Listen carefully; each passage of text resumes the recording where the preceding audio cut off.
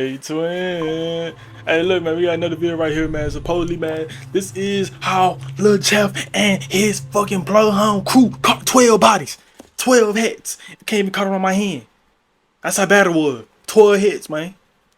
To this senseless war. Hold on. In only 1 year and a couple months of Bloodhound and Trap City's beef, 12 people have lost their life to this senseless war. But things 1, 2, 3, 4, 5, 6, 7, 8, 9, 10, each 8. escalated even more when Lil Jeff was killed.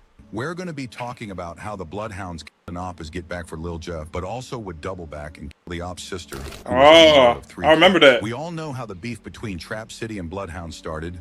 After almost a decade of these two hoods being locked in, one day Lil Jeff would ask to borrow Trap City Carter's chain, which is worth $80,000. A couple days go by, and Lil Jeff would go ghost and stop answering their calls and would be acting weird. Fast forward, a couple days later, they would be able to get in contact with Lil Jeff, and he would go on to explain how he got in a high-speed chase and lost the chain, but still has the pendant. He lost the chain, but still had the pendant. Come on, man. You took your shit. You know what I'm saying? You try to make a little excuse for it. You know what I'm saying? Try to make a little excuse for it. But look, this is my damn kid right here. Like, the Jeff. You was one of the baddest motherfuckers on the planet. You know what I'm saying? Yeah, like 10 hats on you. Yeah, 10 hats. And you had them tattooed on you too. You know what I'm saying? You don't need to make no excuse. You know what I'm saying? But hey, we don't know what could have went down. Maybe he did just use the pendant and not the chain. You know what I'm saying? Maybe he could have just lost the chain and not the pendant. You know what I'm saying? went as far as scratching himself up to make the story more believable. Trap City would feel like they got backdoored and would start spinning ever since then. The first person to die in this war was Lil Jeff and Q50's older cousin, Bloodhound Z Money. Ever since then, it's been bodies dropping left and right. I'll picture everybody in this video though. June 8th, 2024, Lil Jeff, Q50, and 2 other Bloodhound members went to go slide on Trap City's block. It was broad daylight, but that wasn't stopping nothing. Broad daylight with Lil it. Jeff would catch Trap City Glenn outside. And so is this him right here? Is that the dude that he was trying to blick down in the video, bro? You know the surveillance camera, bro? The dude he was chasing, bro. So this is the dude he was chasing right here, bro. He was trying to catch this dude right here, bro. Op he tried before, but unfortunately for Jeff, Glenn had survived. This time Lil Jeff wanted to make sure he got the job done. Bloodhound Lil Jeff would hop out the car and start chasing Trap City Glenn. Glenn would run inside the closest house he can find. This house would end up being none other than the Demon Slayer himself, Trap City Rob. Rob would come outside with a Glock, and Lil Jeff would be hit 19 times in the chest. As all this was happening, Bloodhound Q50 was scared to push. Why? Lil Jeff to solo duo the mission. As Jeff was getting Q50 would slip and fall. Damn! Oh hell no! How you did a split? Lil Jeff to solo duo the mission. As Jeff was getting Q50 would slip and fall after getting caught up. My 10-year-old sister can't even do that shit yet. The hell? Oh, my soundboard not working. What, bro? My 10-year-old sister can't even do that shit, gang. What the fuck? Off guard, witnessing his right-hand man getting shot. He would get back up and make a run for it back to the car to drive off, leaving Lil Jeff to bleed out. Damn. That don't even look like Q50 though. Like that don't even look like his body type though. Leaving Lil Jeff to bleed out.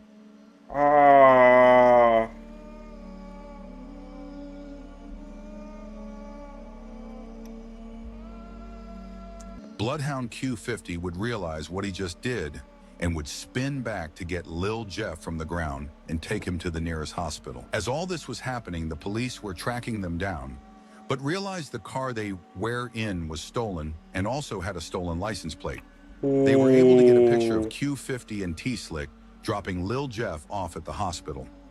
After all this happened, Trap City would waste no time to celebrate as their main op was just exterminated. The internet would even award Rob the Defensive Player of the Year after taking... Call a nigga Defensive Player of the Year after shooting a nigga 19 times. A human being at that, bro. Even though he was killing unalive other human beings, is that like that? But bro, to say you the defensive player of the year is crazy, bro. That's how you know you was a crazy ass murderer, bro. Down one of Chicago's top serial killers. Trap City went as far as making a vlog and going to the exact place where Lil Jeff died and would mock and reenact how he died. Oh. Hey, this is what he did on the camera.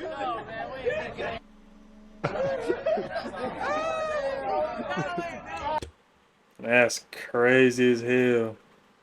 Hey, that's crazy as hell, though. But I ain't gonna lie. Y'all remember when King Von got on the live, bro? They had niggas going on Instagram live saying, bro, I'm so...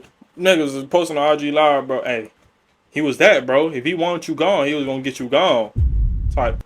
You know what I'm saying? Then they had niggas saying, like... Bro, what else that nigga said? Like, bro, I literally had a whole celebration that this dude passed away, bro. I was scared of him like that, you know what I'm saying? Bro, these serial killers be putting fear in people's heart, bro, because they be catching so many hats, bro. These niggas celebrating having a whole party, bro.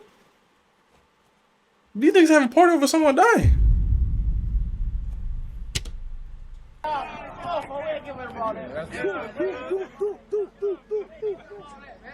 The person that was trolling the most was Trap City Carter. Since Lil Jeff took his chain, the hate he had for him was beyond normal. He would be dissing Lil Jeff in the vlog and laugh at Bloodhound, telling them to get back on the score.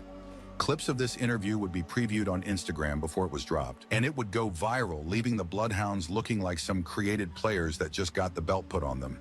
There's a video clip of Lil Jeff telling Bloodhound T-Slick, if anything ever happens to him, to go and slide for him. They say I'm dead, tell them to get back.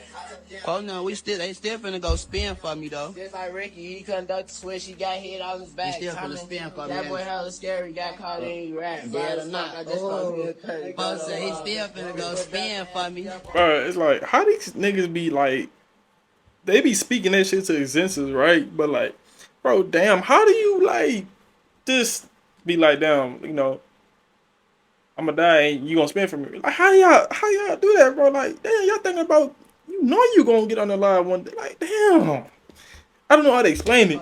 And like, that's damn, exactly what they did. Not even 24 hours of this clip going viral. Trap City Carter would be in Bloodhound Q50 and all the other Bloodhound members would take it to Instagram and hint how they got back for Bloodhound Lil Jeff. And that the Opps can't troll them anymore. On the way back, I had to catch us a hat. Trap City down till they get back. I'm talking about because it's a pack, he should never lack. I heard his call fall to the dome, get called back, you won't make it back home. Caught again, traffic looking down at his phone. Lil Pool did Z, now Lil Pool gone. Even Rel Vert, who was once close with Carter and can be seen in multiple videos together, would go on to diss him. 67, y'all act just like you 83rd, folks. You doing all this rap bapping like y'all really doing what y'all doing, folks. Man, hey, look, listen, folks. Y'all know what's to Lil Jeff. Y'all know about my shorty, man. Y'all know what he do. He was punishing all. And we really wanted that, man. My road past Fat Rob so many times. This one no points, no bucket. It's a lame. Could never hang with us. You know that. These great fans of us on my dear Uncle Greg, boy. Y'all know though. But you is acting just like them, the other side, gang. 67, 83. You brick lame, man. Man, y'all ain't having nothing. Get it up there, stupid. But the Bloodhounds weren't done sliding as Trap City took their top member. Trap City Carter's family knew that Bloodhound was still not done spinning, so they decided to do Trap City Carter's funeral in a small town 30 minutes outside of Chicago so they could be safe, or so they thought.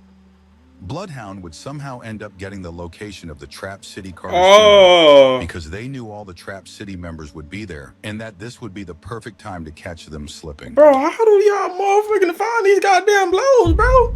These niggas are better than the goddamn FBI, the secret government, the motherfucking feds. How the fuck y'all find the low, bro? Unfortunately, they got there late as everyone left or was leaving. But they drove all this way and couldn't drive back home without scoring a bucket on their Opps. They would see Trap City Carter's sister inside her car, driving about to leave the funeral. No. They would fire her car up with bullets, striking her, leaving her to lose control of the car and crashing into a nearby brick wall. They say the driver of a...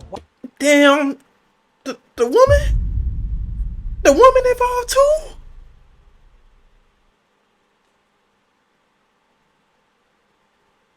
White Jaguar was killed as she took part in a funeral procession. It had just left a church in Harvey when someone opened fire at 147th and Sealy in Dixmoor. The Jaguar crashed into a nearby home. Peace to everybody in this video, man. 34-year-old Romisha Turner was found inside the vehicle. Dixmoor police tell us that all of this happened around 12:01 this afternoon. Dixmoor police responded to a call of several fired at an intersection of 147th and Sealy. They say Romisha was driving a white Jaguar SUV, and that SUV collided with a residential home.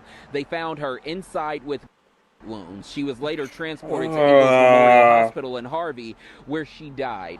Police say that she was part of a funeral procession that just left St. Mark's Church in Harvey, just about a block away from where this took place. You can see the damage left there behind at that scene on 147th and Sealy. You can see it still shows some tire marks in the grass. You can still see that there's a lot of damage to this homeowner's property as well. And I think one of the saddest things that you find there still left behind is Romisha's shoe. She would be pronounced dead on arrival. Trap City Carter's sister was a 34-year-old mother to 3 beautiful young ladies. Nah, not in this senseless.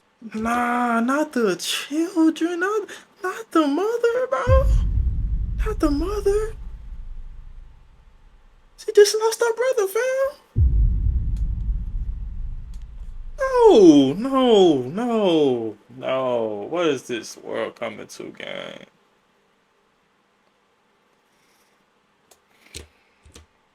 A war that started over something pathetic. Yeah. Now the internet would already know this was Bloodhound's work because they would make it insanely obvious, as they would put it in songs and rap about exactly what happened. That boy, he shouldn't have allowed this to pack. He not coming back. Oh my dear, cuz. I up the 6, then went back to the rack. I know that I was mad, like how the I did that. My cousin. Usually the kids and women are considered out of bounds in the streets, Yeah. but I guess the rules are different here in Chicago. Let us know what you think down below, and don't. Bloodhound is literally crazy. They crazy. They not to be played with, gang. Bro, the whole shit, man. Damn, the mother, she had 3 kids, though, bro. Damn. RIP to everybody in this video, man. Man.